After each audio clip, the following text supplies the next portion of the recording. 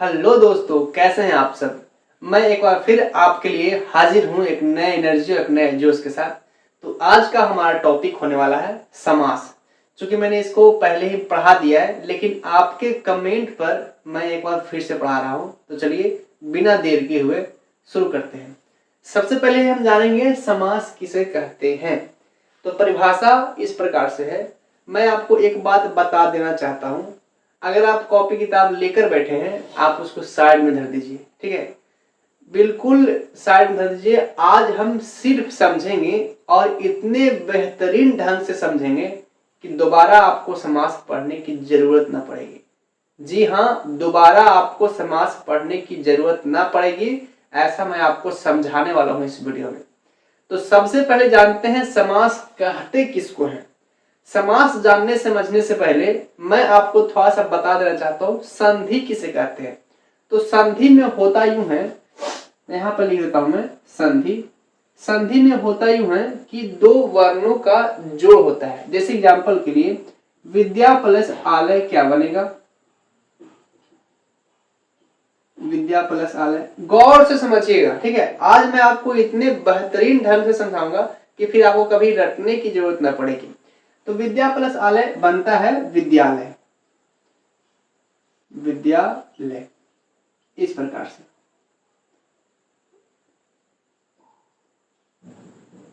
अब मैं आपसे बात करूं कि इसमें क्या जुड़ा है। इसमें यहाँ पे आ की मात्रा छुपा हुआ है विद्या में, और यहाँ पर भी आ की मात्रा है, और दोनों के जुड़ने से यहाँ पर जो है आ की मात्रा बना है ये। तो इसको हम क्या कहते हैं, इसको हम वर्ण कहते हैं। क्या कहते हैं, वर्ण। ये है वर्ण। वर्ण आपने पढ़ा होगा।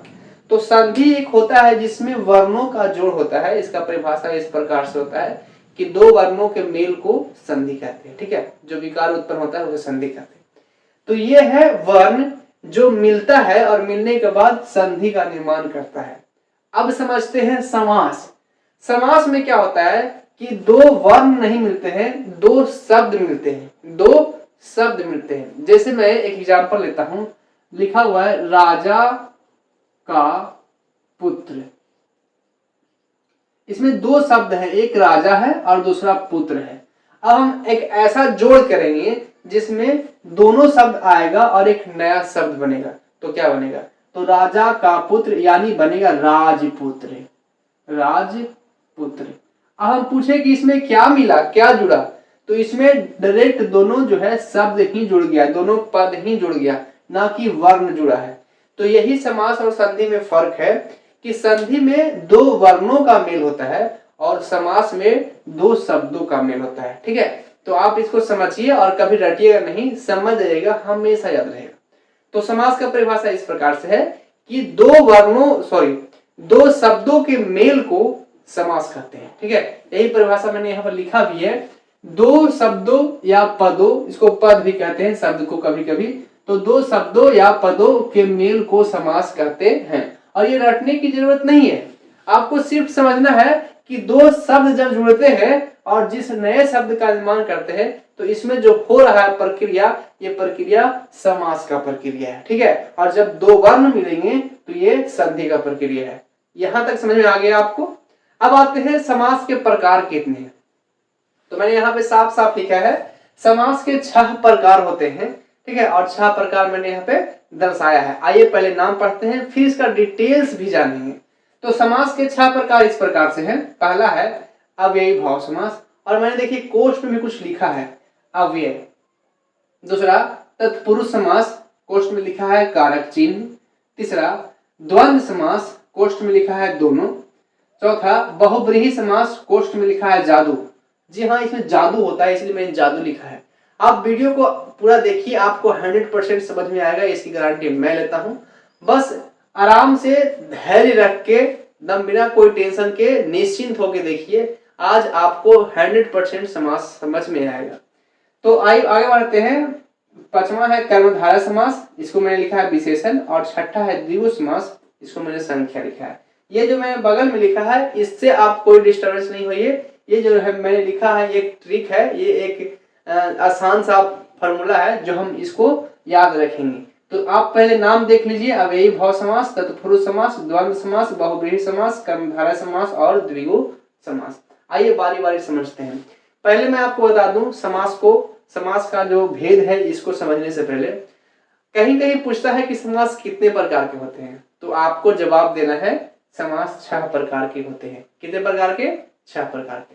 लेकिन अगर आप डीपली में जाएं, एकदम गहराई से समझें, तो आपको बताता हूं कि समास के मुख्य रूप से 4 प्रकार होते हैं। मुख्य रूप से 4 होते हैं, वो ये है 1, 2, 3 एंड 4। यही मुख्य रूप से 4 प्रकार है। अब आप पूछेंगे कि ये दोनों कहां से आए, तो तत्पुरुष समास, ये जो समास तत्पुरुष समास है, इसी को 2 भागों में बांटा गया है। मतलब इसके ही 2 भाग हैं। पहला है कर्मधारय समास और द्विगु समास। मतलब कह सकते हैं कि तत्पुरुष समास का बेटा है और एगो बेटी है, ठीक है। इसका शादी हो है, तत्पुरुष समास का शादी जो है हो गया है, एगो इसका बेटा है और इसकी बेटी है। बेटा का नाम है कर्मधारय और बेटी का नाम है द्विगु। तो कहीं कहीं पूछता है, एकदम डीपली जाएंगे तो। लेकिन अगर जनरली आपसे एग्जाम में पूछे कि समास के कितने प्रकार, तो आपको जवाब देना है 6 प्रकार। ज्यादा दिमाग को चक्कर में डालने की जरूरत नहीं है, नहीं तो कंफ्यूज हो जाएगा। जब गहराई से जब उसके बारे में पढ़ेंगे तो हम जानेंगे। ये मैंने आपकी जानकारी के लिए बता दिया है। तो समास के कितने प्रकार होते हैं? 6 प्रकार ही याद रखिएगा, ज्यादा दिमाग पे जोर मत डालिएगा, ठीक है, तो फिर कंफ्यूज हो जाएगा। तो समास के 6 प्रकार है। अब हम बारी बारी से 6 प्रकार को समझेंगे और अपने भाषा में इसको देखेंगे क्या होता है, ठीक है। तो सबसे पहला जो समास है वो है अव्ययी भाव समास। कोष्ठ में लिखा है मैंने अव्यय। अव्ययी भाव समास समझने से पहले हमको जानना चाहिए कि अव्यय क्या चीज होता है। अव्यय एक ऐसा शब्द का छोटा सा टुकड़ा होता है जिसका एक विशेष अर्थ निकलता है, ठीक है। अव्यय मैं आपको एक एग्जाम्पल से समझाता हूं। सबसे पहले जानेंगे अव्यय क्या होता है। तो अव्यय शब्द का एक टुकड़ा होता है जिसका एक विशेष अर्थ होता है। जैसे आप देखे होंगे प्रति, क्या है? प्रति। प्रति का एक विशेष अर्थ होता है, ठीक है। प्रति का शायद अर्थ होता है प्रत्येक या फिर की ओर होता है, ठीक है। इसी प्रकार से और भी बहुत सारे अव्यय हैं, जैसे अनु, जैसे यथा, जैसे उप। तो ये सब क्या है? अव्यय है, ओके। इसका एक विशेष अर्थ होता है। जैसे अनु का अर्थ होता है पीछे, यथा का अर्थ होता है जैसे, ठीक है। उप का अर्थ शायद उसका कहते हैं उपनाम, मतलब कि दूसरा नाम, ऐसे दूसरा कह सकते हैं। तो सबका एक अर्थ होता है। तो सबसे पहले हम समझ गए अव्यय एक शब्द का टुकड़ा है जिसका एक विशेष अर्थ होता है। अब हम समझेंगे कि अव्ययी भाव समास क्या होता है। तो अव्ययी भाव समास का परिभाषा इस प्रकार से है कि वैसा समास जिसका पहला पद अव्यय हो, जिसका पहला पद अव्यय हो। मतलब समास रहेगा लेकिन पहले जो है अव्यय आ जाएगा। तो जो अव्यय आ गया उसे अव्ययी भाव समास कर देंगे। वेरी इजी, बहुत आसान है कि जिसका पहला पद अव्यय है वो हो जाएगा अव्ययी भाव समास। जैसे इसका एग्जांपल हम समझें, देखिए परिभाषा जो है याद नहीं करना है, क्योंकि आज तक हम परिभाषा रटते आए हैं। तो रटते रहोगे तो कभी नहीं सीख पाओगे। समझ लीजिए, आज समझ लीजिएगा, फिर आपको कभी रटने की जरूरत नहीं पड़ेगा। तो सबसे पहले हम समझें अव्ययी भाव समास किसे कहेंगे। तो वैसा समास जिसका पहला पद क्या हो? अव्यय हो, उसे अव्ययी भाव समास कहेंगे। एग्जाम्पल देखिए और अच्छे से समझ में आएगा। जैसे अगर हम एग्जाम्पल लिखते हैं प्रतिदिन, प्रतिदिन। अब प्रतिदिन में हम पूछेंगे अव्यय पद क्या है, तो अव्यय है प्रति, ठीक है। प्रति क्या है? अव्यय है, अभी मैंने आपको बताया। उसके बाद आगे जानते हैं, अगर हम कहते हैं कि उपगंगा, उपगंगा, तो यहां पर उप क्या है? तो अव्यय है। तो कौन सा समास हुआ? तो अव्ययी भाव समास हुआ, ठीक है। अगर हम लिखते हैं यथाशक्ति,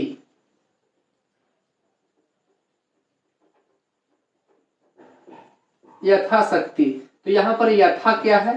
तो यथा अव्यय है। तो कौन सा समास हुआ? तो अव्ययी भाव समास हुआ। तो मुझे लगता है अब कि आपको समझ में आ गया होगा कि अव्ययी भाव समास क्या होता है या परिभाषा किसे कहते हैं, ठीक है। तो जिसका पहला पद अव्यय हो उसे ही कहेंगे अव्ययी भाव समास। मैंने आपको एग्जांपल देकर सामने समझाया है। तो आई होप आपको ये एकदम क्लियर हो गया होगा। मैं थोड़ा सा अपनी बात कर लेता हूं। अगर आपको ये वीडियो पसंद आ रहा हो तो नीचे जो लाइक का दिया हुआ सिंबल उसको दबा दीजिए। अगर इस चैनल पर नए हैं तो प्लीज चैनल को सब्सक्राइब कर लीजिए, बेल आइकन ऑल पर सेट कर लीजिए ताकि घंटा बज जाए, ठीक है, तभी आपको नोटिफिकेशन आएगा। और मैं ऐसे ही ग्रामर का वीडियो लाता रहता हूं, तो अगर आप नहीं देखे हैं तो आपको देखना चाहिए। इसका लिंक, इसका मैंने प्लेलिस्ट बना दी है अलग से, तो आप चैनल में जाइए, आप प्लेलिस्ट देखिए और उसके नीचे बहुत सारा प्लेलिस्ट आपको आ जाएगा। वहां पे आप देख सकते हैं कि कौन कौन सा टॉपिक का मैंने प्लेलिस्ट बनाया है। हालांकि सारे के सारे टॉपिक का प्लेलिस्ट मैंने बना दिया है, जैसे संधि, प्रत्यय, शब्द रूप, लकार और भी बहुत सारे प्लेलिस्ट बना दिया है, जिसमें सारे डिटेल्स वीडियो आपको मिल जाएंगे बिल्कुल आसानी से। तो अगर आप 10th के विद्यार्थी हैं और आपको संस्कृत से रिलेटेड किसी भी प्रॉब्लम का समस्या का समाधान चाहिए तो आप बिल्कुल सही जगह पे है। आप मेरा प्लेलिस्ट चेक कीजिए, आपको एक एक टॉपिक पे सारा का सारा वीडियो मिल जाएगा। वहां से आप देख सकते हैं, समझ सकते हैं और अपनी तैयारी बहुत ही अच्छे से कर सकते हैं। बाकी अगर किसी चीज में प्रॉब्लम हो तो आप मुझे कमेंट कीजिए, मैं अगले ही दिन आपके कमेंट पर वीडियो बनाकर आपको पेश करूंगा, जैसा कि ये वीडियो मैं आपके कमेंट पे बना रहा हूं। तो चलिए अब थोड़ा सा आगे बढ़ लेते हैं और देखते हैं हमारा तत्पुरुष समास। ठीक है, तत्पुरुष समास मैंने कोष्ठ में लिखा है कारक चिन्ह। कारक चिन्ह क्या होता है? तो कारक चिन्ह तत्पुरुष समास समझने से पहले हमें जानना चाहिए कारक चिन्ह क्या होता है। शायद आपने कारक पढ़ा हो, अगर नहीं पढ़ा है मैं किस लिए हूं, मैं समझाता हूं आपको कारक चिन्ह क्या होता है। देखिए भाई, कारक 8 प्रकार के होते हैं। कर्ता, कर्म, करण आपने पढ़ा ही होगा। मैं एक बार लिख देता हूं, उसके बाद आगे बढ़ेंगे। तो मैं फटाफट लिख देता हूं, कर्ता, कर्म, करण, संप्रदान, अपादान, संबंध, अधिकरण और संबोधन। ये है 8 कारक। 8 हो गए ना, 1 2 3 4 5 6 7 8। तो ये 8 कारक है और सभी कारक का एक चिन्ह है। जैसे कर्ता का चिन्ह है ने, कर्म का चिन्ह है को, करण से, संप्रदान के लिए, अपादान इसका भी होता है से, संबंध का, के, की, अधिकरण में, पै, पर और संबोधन होता है हे, हो, अजी।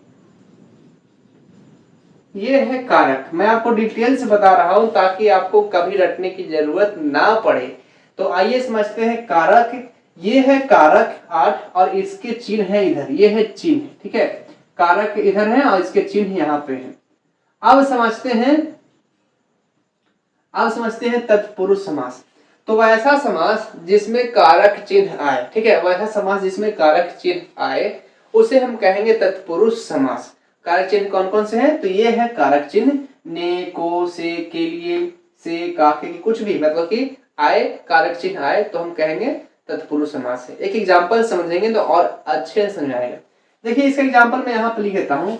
अगर यहाँ मैं एग्जांपल लिखूं कि देशभक्ति, देशभक्ति, और अगर पूछें कि देशभक्ति जो शब्द है वो कौन सा समास है, तो पहले हम देशभक्ति को तोड़ेंगे और इसका अर्थ निकालेंगे। तो देशभक्ति का क्या अर्थ होगा कि देश के लिए भक्ति। देश के लिए भक्ति मतलब देशभक्ति। तो जो देश के लिए भक्ति आया, देखिए तो के लिए उसमें आया है कि नहीं आया है? के लिए उसमें आया है। तो यही जो कारक चिन्ह निकल कर आता है तो ऐसे समास को हम कहेंगे तत्पुरुष समास। ठीक है, वैसा समास जिसमें कारक चिन्ह निकल कर आए मतलब तोड़ने पर कारक चिन्ह आए उसे हम कहेंगे तत्पुरुष समास। जैसे कि एग्जांपल पहला दिया है देशभक्ति, तो देश के लिए भक्ति। अगर हम देते, ये मैंने लिखा है राजा का पुत्र राजपुत्र, देखिए यहाँ पर भी जो दिया है राजा का पुत्र। अब देखिए यहाँ पर का आया, तो का देखिए तो ये कारक चिन्ह है कि नहीं? यहाँ पे का है तो कारक चिन्ह है। तो ये भी कौन सा समास है? राजपुत्र कौन सा समास हुआ? तो तत्पुरुष समास हुआ। तो जिसमें भी कारक चिन्ह आए उसे हम कहेंगे तत्पुरुष समास। ठीक है, इसको मैं थोड़ा सा मिटाता हूं। अगर आप स्क्रीनशॉट लेना चाहते हैं तो लीजिए, फिर मैं इसको मिटा दूंगा। ठीक है, जल्दी कीजिएगा। ठीक है, तो आगे बढ़ते हैं। पहले इसको हम मिटाते हैं, उसके बाद कुछ एग्जाम्पल लिखता हूं मैं तत्पुरुष समास का।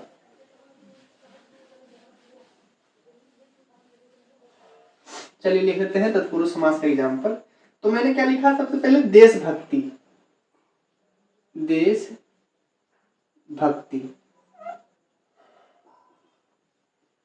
अगर देशभक्ति को हम तोड़ेंगे तो देश के लिए भक्ति आया और के लिए जो है कारक चिन्ह होता है। इसी प्रकार से और एग्जाम्पल लें तो अगर हम यहाँ पर लिखें तो राजपुत्र मतलब राजा का पुत्र, ये हो गया। ठीक है, अगर और एग्जाम्पल लें तो हम कह सकते हैं कि राजपुरुष राजा का पुरुष। नहीं, ये तो हो गया है तो अच्छा लगता है, सेम एक ही ऐसा। अगर लिखते हैं पाठशाला, पाठशाला, पाठशाला का मतलब होता है विद्यालय, स्कूल। तो पाठशाला को अगर हम तोड़े तो इसको हम ऐसे निकालेंगे अर्थ कि पढ़ने का शाला, शाला मतलब होता है घर, ना कि शाला बहनोई। ठीक है, तो शाला मतलब होता है घर या जगह, तो पढ़ने वाला जगह, ठीक है, या पढ़ने का जगह, उसे हम कहेंगे पाठशाला। तो यहाँ जो का चिन्ह आ रहा है, का, पढ़ने का शाला या जगह, तो ये जो कारक चिन्ह आ रहा है का, यही तो बताता है कि ये तत्पुरुष समास है। तो ये मैंने एग्जाम्पल लिखा। तो अब आपको जब भी कहे कि तत्पुरुष समास पहचाने कौन तत्पुरुष समास है, तो बस आप एक काम कीजिएगा, इसका जो है तोड़िएगा, इसको अर्थ निकालने की कोशिश कीजिएगा कि क्या निकलता है, और उसमें देखिएगा कारक चिन्ह आता है कि नहीं आता है। जैसे मैंने इसका किया देशभक्ति, तो के लिए आया, देश के लिए भक्ति। राजपुत्र तो राजा का पुत्र, का आया। पाठशाला तो पढ़ने का शाला या पढ़ने का जगह, तो का आया। तो मैंने तोड़ तोड़ कर देखा है और सब में जो है का क्या या के लिए का चिन्ह आया, कारक चिन्ह आया, तो हम पहचान गए ये तत्पुरुष समास है। नेक्स्ट आगे बढ़ते हैं द्वंद्व समास। ठीक है, ये द्वंद्व समास, और मैंने कोर्स में लिखा है दोनों। इसको समझते हैं बहुत ही आसान तरीका से, ये मेरा खुद का तरीका है, बहुत ही सिंपल। आइए समझते हैं। अगर आपसे कहें, मान लीजिए, ठीक है, गुस्सा मत होइएगा, लेकिन मान लीजिए अगर आपसे कहें कि आप अपना दोनों हाथ ऐसे निकालिए, निकालिए, और हम आपसे पूछें कि बताइए आपका कौन सा हाथ काटे, तो आप क्या जवाब दीजिएगा? हम आपसे कहें कि दोनों हाथ निकालिए और बताइए कौन सा हाथ आपका काट दें, तो आप क्या जवाब दीजिएगा? मतलब दोनों हाथ तो मेरा ही है, इसको काटेंगे तो उतना ही दर्द होगा, इसको काटेंगे तो उतना ही दर्द होगा, तो प्यार तो दोनों हाथ से है। तो ऐसे में आप क्या जवाब दीजिएगा कि कोई हाथ मत काटिए?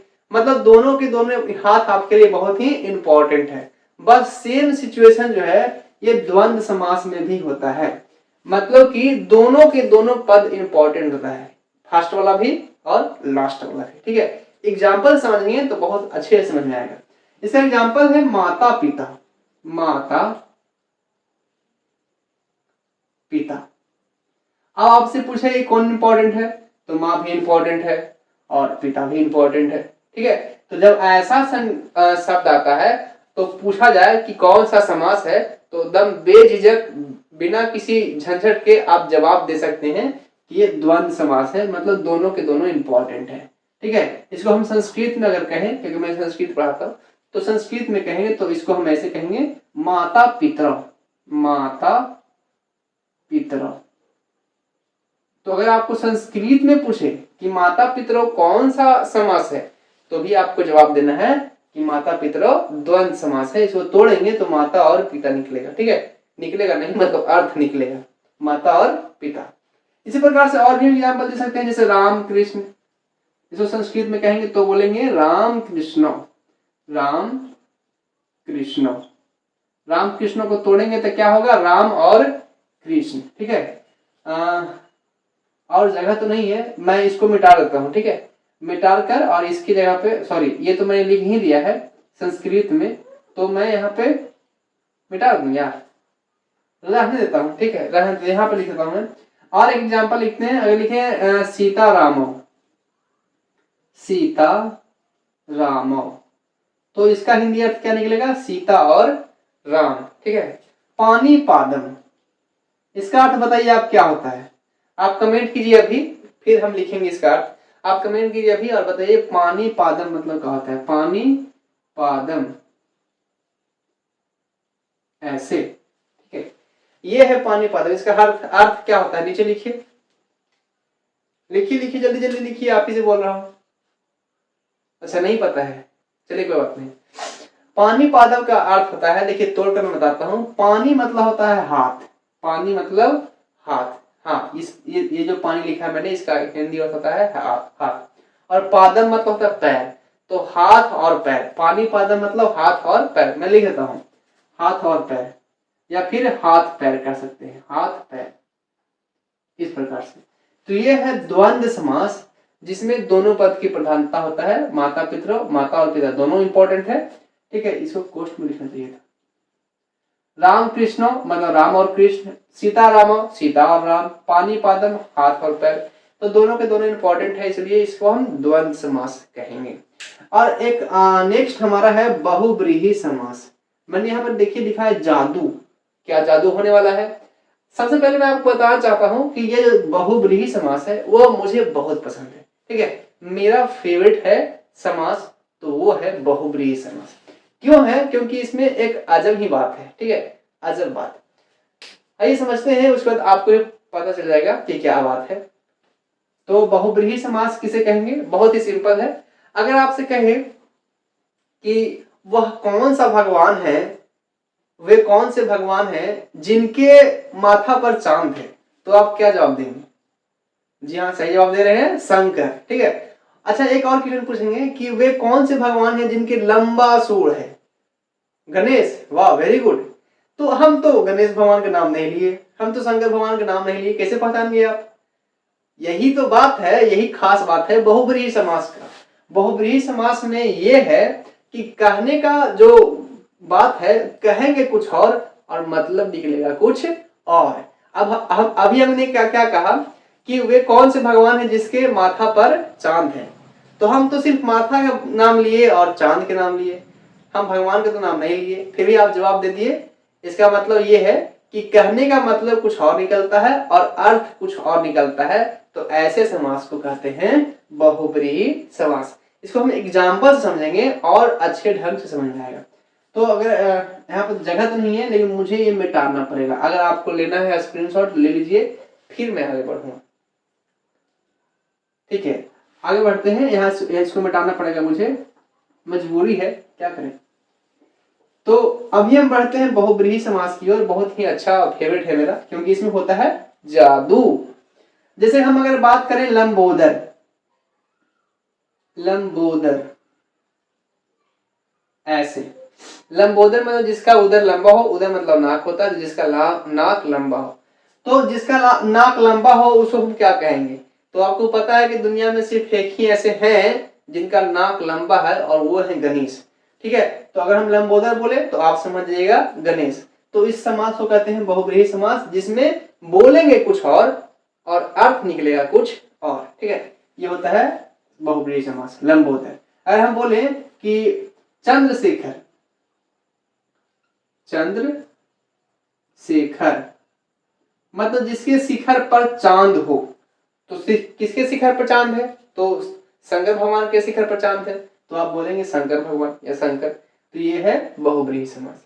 अगर हम बोल दें चक्रपाणी, चक्रपाणी मतलब किसके पानी में चक्र है? पानी मतलब हाथ होता है, देखिए मैंने यहां भी बताया था, मैंने मिटा दिया, ठीक है। तो पानी मतलब होता है हाथ है, तो चक्रपाणी मतलब किसके हाथ में चक्री है? विष्णु भगवान। तो ये इसका जो अर्थ होगा वो हो जाएगा विष्णु। तो जो मैं लिख रहा हूँ यहाँ पे, तो विष्णु का नाम नहीं लिया, लेकिन फिर भी विष्णु का बोध हो रहा है, मतलब उसकी उन्हीं के बारे में बात हो रहा है। तो ये होता है बहुब्रीहि समास, जिसमें कहेंगे कुछ और अर्थ निकलेगा कुछ और। इसको हम कहते हैं परिभाषा में कि वह ऐसा समास जिसका कुछ विशेष अर्थ निकलता है, उसे बहुब्रीहि समास कहते हैं, ठीक है। अगर आप चाहिए तो लिख लीजिएगा। मैं आपको बता देना चाहता हूँ कि समास का मैंने एक और वीडियो पहले ही बना दिया था, और उसमें मैंने परिभाषा भी बहुत अच्छे ढंग से दिया है।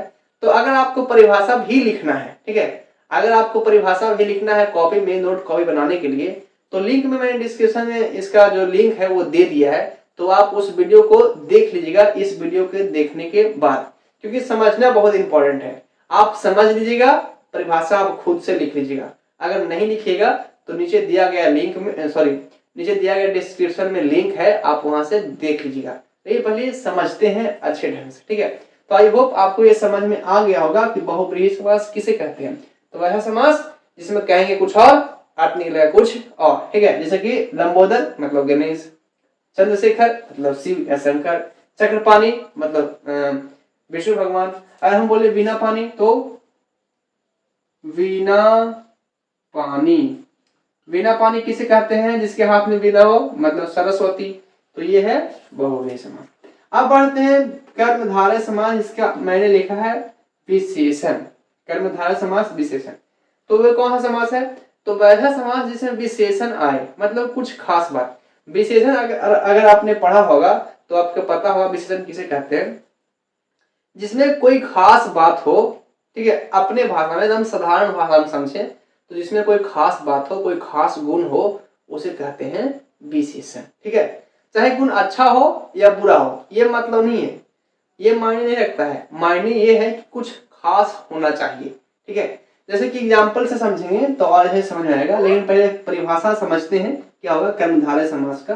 तो इसको हम ऐसे परिभाषित करेंगे कि वह ऐसा समास जिसमें विशेषण और विशेष्य दोनों आता हो, उसे कहेंगे कर्मधारय समास। इसको परिभाषा से तो समझ लिए, एग्जाम्पल देखिए और अच्छे ढंग से समझ में आएगा। अगर मैं एग्जाम्पल लिखूं मधुर वाणी, मधुर मधुर वाणी, इस बार जो है इधर से लिखना पड़ेगा वाणी, ऐसे मधुर वाणी। मधुर मतलब मीठा और वाणी मतलब बोली या वचन। तो मीठा बोली मतलब बोलने का स्टाइल कैसा, मीठा है। तो ये बोलने का स्टाइल है, कुछ विशेषता बता रहा है कि ये कैसा बोल रहा है, तो मीठा बोल रहा है, मधुर बोल रहा है। तो ये जो समास हुआ या ये जो शब्द हुआ वो किस समास का शब्द हुआ, तो हम बोलेंगे कर्मधारय समास। कैसे पता किए, क्योंकि अगर हम इसका हिंदी अर्थ निकालते हैं तो ये इसमें कुछ खास बात जो है नजर आता है, मधुर वाणी, ठीक है, इस प्रकार से। और एग्जाम्पल हम ले सकते हैं जैसे कि महापुरुष, महापुरुष ऐसे। अब महापुरुष का अर्थ निकालेंगे तो होता है महान पुरुष। तो पुरुष की विशेषता क्या है कि वह व्यक्ति महान है।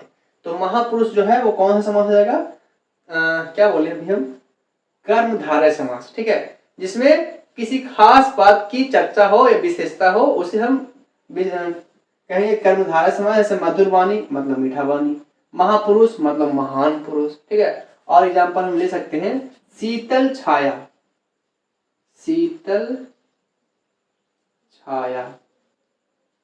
ये शीतल मतलब ठंडा और छाया मतलब छांव, तो ठंडा छाया या ठंडा छांव।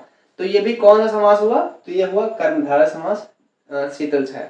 तो आपको समझ में आ गया होगा कि कर्मधारय समास में क्या होता है, जिसमें कोई खास बात हो, ठीक है, विशेषण और विशेष्य दोनों आए। विशेषण मतलब ये होता है कि कुछ खास जो है उसका गुण बताया जाए, जैसा कि यहाँ बता रहा है, तो ये है कर्मधारय समास।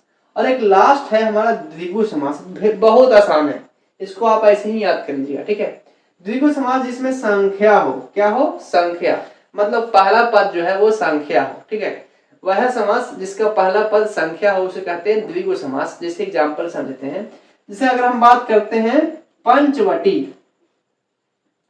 पंचवटी, अगर हम पंचवटी बात करते हैं तो देखिए तो पहला जो शब्द आया है वो क्या आया है, पंच। पंच मतलब पांच, ठीक है। तो पांच वाटिकाओं का जो समाहार है मतलब मिलाव है उसे कहेंगे पंच, पंचवटी।